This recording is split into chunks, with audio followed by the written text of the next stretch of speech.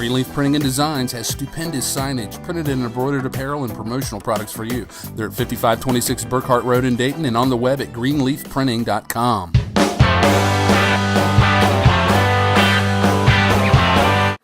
Yes. You said before that they were producing eggs, they were continuing their death, but this was the first winter study that was ever done. Yes.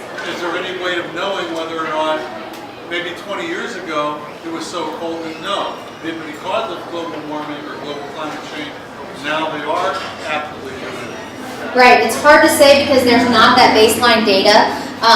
The chief scientist that was aboard, she also did some earlier winter data, and it was an ice camp. So that's different when you're frozen into an ice sheet that is one ice sheet that's moving versus actually going out and doing multiple stations. So there's just very little baseline data on it. Okay. You're a teacher at Graham Local Schools.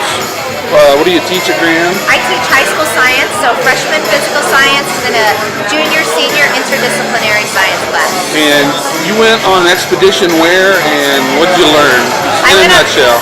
I went on a 6-week expedition to the Arctic as a part of the Polar Trek program, and we were looking for copepods. We were sampling for copepods in hopes to see what they do in the winter time.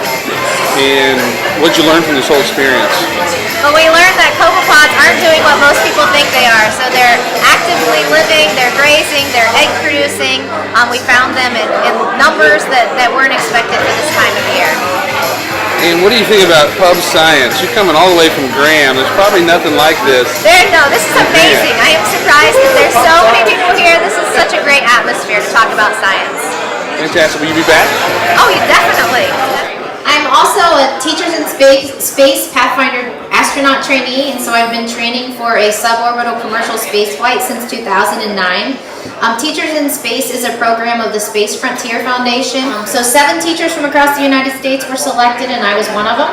So we've been training in Florida and California for the past 2 summers, and this summer we're offering workshops for high school teachers in Oklahoma City, Daytona Beach, and California. So we'll be taking our expertise and things that we've learned in training and about suborbital spaceflight and exposing other teachers to it so that they can get it to their classroom. Research expeditions, how does that help you as a teacher, and how do you see other teachers maybe benefiting from the experience?